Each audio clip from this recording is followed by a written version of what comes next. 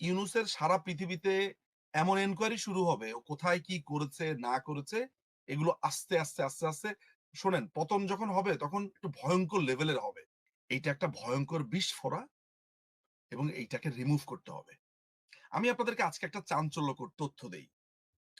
তথ্যটা আমি লোকটার নাম আমার ওই যে ব্যাগের ভিতর আমার নোট করা ছিল তো। যাক, নাম না বলেও আমি প্রসঙ্গ বলতে পারি। সেটা হচ্ছে আমার একটা সূত্র আমাকে হঠাৎ করে ফোন করে এবং আমি আসলে আননোন মানুষের ফোন এগুলো আমি সাধারণত রিসিভ করি না যদি আমার স্ট্রং রেফারেন্স না থাকে। তো আমাকে আমার একটা ইউরোপিয়ান সোর্স আমাকে বলল যে তোমার সাথে একজন একটু দেখা করতে চায় সেন্ট্রাল লন্ডনে, তুমি একটু তার সাথে মিট করো এতটা সময়। আমি তখন মাত্র ভারত থেকে ফিরেছি, এটা ২ দিন আগের ঘটনা। আমি সেন্ট্রাল লন্ডনে আমার এই কথাটার সাথে ওই যে তুলসী গ্যাবার্ড এগুলো আমি কিভাবে আনছি আপনি একটু দেখবেন, একটা করে একটু বুঝতে হবে। তো আমি তখন যাই মিট করতে। মিট করতে যাওয়ার পরে আমার এই সোর্সটা আমাকে একটা লম্বা সময় আমাকে কিছু ব্রিফ করে। সেটা হচ্ছে যে বাংলাদেশে কি হচ্ছে, কি হতে যাচ্ছে, প্ল্যানটা কি হতে পারে, কারা পেছনে কাজ করছে, অনেকগুলো তথ্য আমাকে দেয়। এর মধ্যে একটা চাঞ্চল্যকর অনেকগুলো তথ্য যেগুলো আমি এখানে শেয়ার করব না, এগুলো আমার শেয়ার করবার প্রয়োজনও নেই। একটা তথ্য আমি যেটা পাবলিক করব সেটা হচ্ছে ইউক্রেনে যে অস্ত্রগুলো সাপ্লাই দেওয়া হয়েছিল ওই সময়টাতে তার একটা বড় অংশ আমি ঠিক বলবো না, একটা অংশ প্রায় ১০,০০০ এর মতো অস্ত্র, কালাশনিকভ, অটোমেটিক কিছু রাইফেল, AK-47 এগুলো আ মায়ানমার হয়ে বাংলাদেশে ঢোকে। বাংলাদেশের একটা এমবাসি, মাথায় রাখতে হবে যে এটা একটু বলে রাখা ভালো যে ভারত এমবাসি না, মানে ইন্ডিয়ান এমবাসি না। অনেকে হয়তোবা ভাববে। ইন্ডিয়া ছাড়া বাংলাদেশের আরেকটা এমবাসি হুম, আমার একটা সোর্সকে এই ব্যাপারে পরিষ্কারভাবে জানিয়ে দেয়। এই এই অস্ত্রটা ঢোকে হচ্ছে আফটার দ্য ইলেকশন। হুম। কেমন? এই তথ্যটা তারা পায় এবং আচ্ছা, নিশ্চিতভাবে আফটার দ্য বলে ইলেকশন যে মানে ২০২৪ এর যে ইলেকশন। ২০২৪ এর যে ইলেকশন, সেই ইলেকশনের পরে বাংলাদেশে এই অস্ত্রগুলো ঢুকতে থাকে। আপনি কিন্তু একটু খেয়াল রাখবেন। মাথায় রাখবেন যে ইউক্রেনে আসা অস্ত্র বাংলাদেশে ঢুকেছে ব্লাক মিয়ানমার মার্কেট হয়ে। দিয়ে এসে বাংলাদেশে ইলেকশনের পরে ঢুকেছে। আমি কিন্তু হেজি-পেজি টাইপের লোকের কথা এখানে রেফার করছি না। ডিপ্লোম্যাট যার সাথে আমার দেখা হয়েছে, যার সাথে আমার লন্ডনে দেখা হয়েছে, তিনিও একজন ডিপ্লোম্যাট। অত্যন্ত আমি আমি মনে করি সিগনিফিক্যান্ট এবং আমার সাথে দীর্ঘ আলাপ হয়েছে, কথাবার্তা হয়েছে। তো আমাকে তখন বলেছে যে, "আমরা কিন্তু এটা তখন আমাদের যে সোর্স আছে বাংলাদেশে, তাকে আমরা জানিয়েছি।" তিনি আমাকে নাম, ঠিকানা সহ তিনি আমাকে বলেছেন।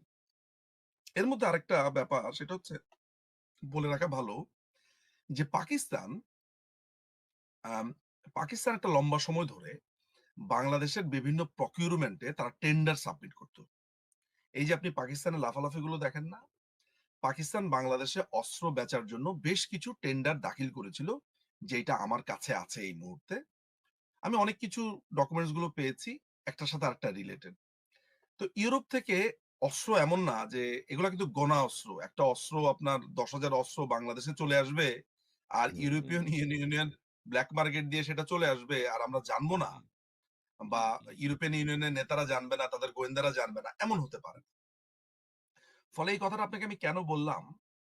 মানে পরবর্তী সময়ে বাংলাদেশ সরকার কি পদক্ষেপ নিয়েছে সেই আলোচনাতে আমি আপনার সাথে এখানে যাচ্ছি না। সেটা আলাদা বিবেচনা। বাংলাদেশ সরকার সেটা কিভাবে দেখেছে, কিভাবে ঠেকানোর চেষ্টা করেছে এটা আরেকটা লম্বা হিস্টোরি। চেষ্টা করেছে, কিন্তু পেরেছেও। তখনকার সরকার কি জানতো? তখনকার সরকারের কাছে এই খবরটা গিয়েছিল। সরকার এটার জন্য সিরিয়াসলি মুভ করেছে। আর এরপরে কি হয়েছে সেটা নিয়ে আমি আলোচনাটাতে যাব না আসলে। নানান কারণে আমি যাব না। স্ট্র্যাটেজি কারণে আমি যাব না। কিন্তু এখানকার একটা বড় অস্ত্র এই ৫ই অগাস্টে ব্যবহার করা হয়েছে। এটা জেনে রাখা ভালো। কেমন? ওই অস্ত্র চালানটা কিভাবে স্টপ করা হয়েছিল মিয়ানমার থেকে, মিয়ানমারের যে এই যে রাখাইনের যারা আছে তাদের কারা সেখানে জড়িত ছিল। মোটামুটি আমার একটা সিনপসিস আমার কাছে আছে। আচ্ছা। কিন্তু আমি যে প্রসঙ্গটাতে এই সোর্স এর কথাটা আপনাকে আমি বললাম, জেলেনস্কিকে এইভাবে ভরা রাস্তাতে অপমান করবার পর ইউরোপিয়ান ইউনিয়ন কিন্তু পরিষ্কারভাবে ইউক্রেনের সাথে দাঁড়িয়ে গেছে। জি, অর্থাৎ এইটা পরিষ্কার যে আমেরিকান এই নীতির সাথে ইউরোপিয়ান ইউনিয়ন নাই এবং নাই। ইউরোপিয়ান ইউনিয়ন ইউক্রেনের ঘাড়ে ভর দিয়ে একটা যুদ্ধ লাগাতে চায়।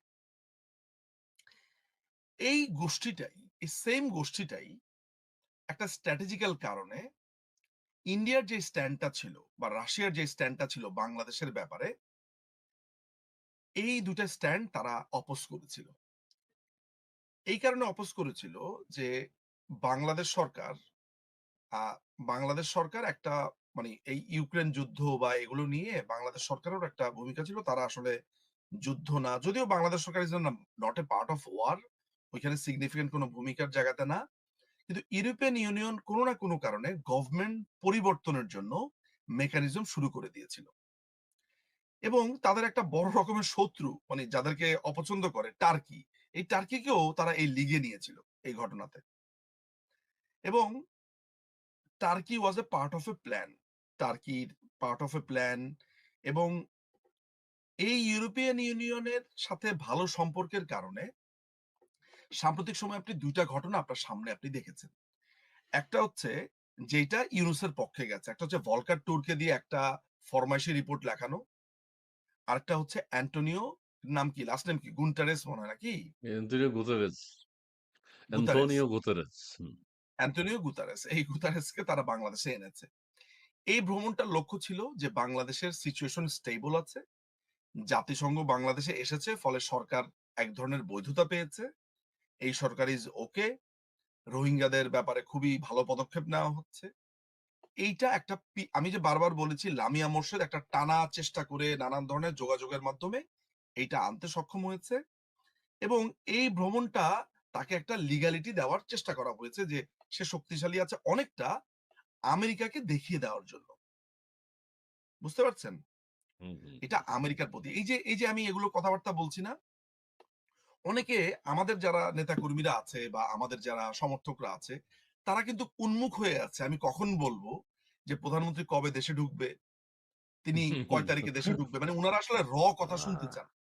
একেবারে হুম, আমি যদি বলি যে ভাই ঈদের পরে এত তারিখে ঢুকবে, উনারা এটা শুনতে চান। কিন্তু আমি আমি এটাও আমি তাদেরকে আন্ডারএস্টিমেট করি না। আমি এটাও মনে করি যে যারা আমাদের নেতাকর্মীরা আছে, জয় বাংলা, বাঙ্গা বা জয় বাংলা নেতাকর্মী, বাংলাদেশের মুক্ত বুদ্ধির কিন্তু বিভিন্ন ভাগ আছে। একটা হচ্ছে সরাসরি হুম, আওয়ামী লীগ হুম। রাজনীতি করে, আওয়ামী লীগের কর্মী, এরকম একটা অংশ আছে। আরেকটা অংশ আছে মুক্তিযুদ্ধ, মুক্তি বুদ্ধির।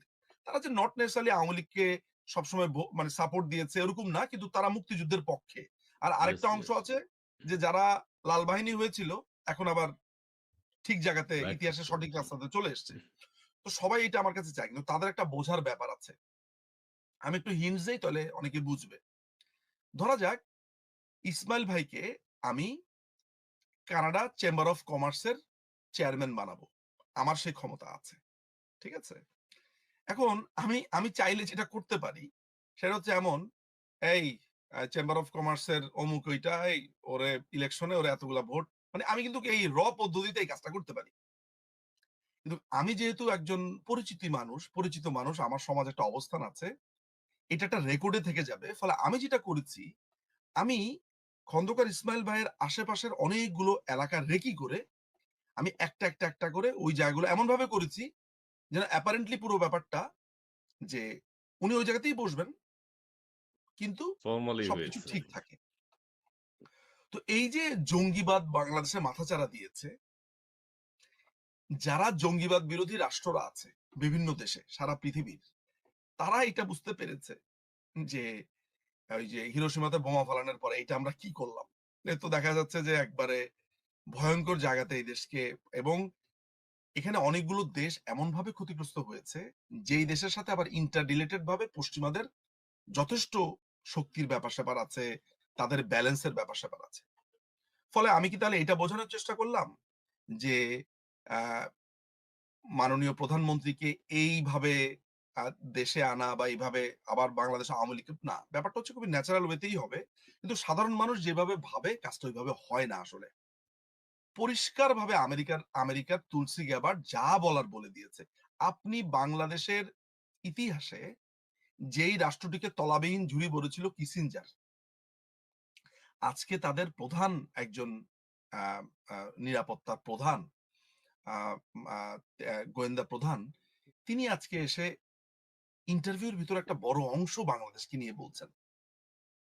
এবং তিনি যা বলেছেন এটা হচ্ছে এমন যে বাংলাদেশ জঙ্গিবাদের দিকে প্রবলভাবে ধাবিত হয়েছে। আর কিছু যারা বুদ্ধিমান তারা বুঝে ফেলবে আমেরিকার অবস্থানটা কি।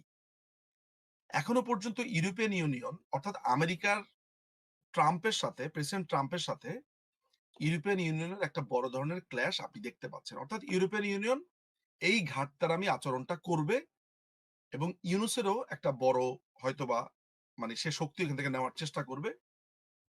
কিন্তু ইভেনচুয়ালি সোভিয়েত, তারপরে ইন্দো অ্যান্ড আ আ মার্কিন এই ৩ টা শক্তি কিন্তু এখন খুবই একসাথে একই বলয়ে আছে। অর্থাৎ তারা নীতিগতভাবে একটা জিনিস নিশ্চিত হয়েছে যে এই যে বাংলাদেশে জঙ্গি সরকারটা আছে, এইটা একটা ভয়ংকর বিস্ফোরা এবং এইটাকে রিমুভ করতে হবে। এইটা রিমুভ করার মানে কি এইটা যে বাংলাদেশ আওয়ামী লীগকে এসে এখানে বলবে যে বাংলাদেশ আওয়ামী লীগ এখানে থাকবে? No, it's not like that. তারা বাংলাদেশে একটা গণতান্ত্রিক প্রক্রিয়াতে যেতে চাচ্ছে। গণতান্ত্রিক প্রক্রিয়া মানে যেই গত ৭-৮ মাসে যে প্রক্রিয়াটা একটা ফেসিস্ট, একটা সেনাবাহিনী ব্যাকড, একটা ভয়ংকর জঙ্গি দলের উত্থান হয়েছে, যারা ইলেকশন চায় না, যারা সমস্ত কিছু দাবিয়ে রাখতে চায়। এদের ব্যাপারে এই ৩ টা শক্তি, ৩ টা পরাশক্তি নিশ্চিত এবং জাল কিন্তু ক্রমাগতভাবে বোনা হচ্ছে। এইজন্য যখন সবাই অনেক অস্থির হয়ে যায় এবং আমাকে প্রশ্ন করে যে, "ভাই কোন ভালো খবর আছে কিনা? কি হবে না হবে?" আমি জিনিসটা বোঝার চেষ্টা করি যে স্মুথলি অনেকগুলো কাজ অনেক রাষ্ট্র চিন্তা ভাবনা করছে। Bangladesh end of the day তে কাগজে কলমে সার্বভৌম রাষ্ট্রই। তার জনগণ সিদ্ধান্ত নেবে এবং জনগণ যাতে সিদ্ধান্ত নিতে পারে এবং এইভাবে কয়েকটা গুন্ডা মাস্তান পরিবেষ্টিত হয়ে বাংলাদেশ যাতে না চলতে পারে, অনেকগুলো রাষ্ট্র এটা নিয়ে কাজ করছে। ফলে আমরা প্রশ্নে ফেরত যাই, তুলসী গাবার্ড যা বলেছে, এইটার ভেতরে আপনি লিটারেলি দেখার থেকেও আপনি ইঙ্গিতগুলো লক্ষ্য করবেন। অর্থাৎ বাংলাদেশ কি এটা উনি বলে দিয়েছেন অলরেডি। এবং বাংলাদেশের ব্যাপারে যারা চিন্তা করছে তাদেরকেও আপনি দেখতে পেয়েছেন ১৬ই মার্চ, ১৭ই মার্চের যে বৈঠকগুলো হয়েছে সেখানে। বাংলাদেশের তরফ থেকে যেই প্রতিবাদটা প্রতিবাদ গেছে জানানো এই হয়েছে। দখলদার বাহিনী থেকে, সেটা শেয়ার দিয়েছে কে? France embassy. আচ্ছা। ফ্রান্স এমবাসি বাংলাদেশ সরকারের একটা রিজয়েন্ডার শেয়ার দিবে এই কেরানি শফিকের বা ইউনুসের, এটা আমার কাছে অবিশ্বাস্য। এটা আনপ্রেসিডেন্টেড একটা ঘটনা। অন্ততপক্ষে আমার এই বয়সে এসে বাংলাদেশ কেন্দ্রিক ডিপ্লোম্যাসি আমি এখন পর্যন্ত যা দেখেছি, এইটা আমার কাছে খুবই আনপ্রেসিডেন্টেড। যেইটা আমি লক্ষ্য করতাম, পিটার হাস থাকাকালীন সময় তারা এটা করত। আপনি মানে অপরাধী তার পায়ের চিহ্ন ফেলে যায়। এই ঘটনাটা না ঘটালে কিন্তু আপনি অনেক কিছুই যোগ বিয়োগ করতে আপনার একটু কঠিন হতো। ফলে আমি আমার কথার সামারিটা হচ্ছে এমন যে মার্কিনিরা এই সরকার থাকবে না। এই ইউনুস গভর্নমেন্ট থাকবে না। একে উপড়ে ফেলা হবে।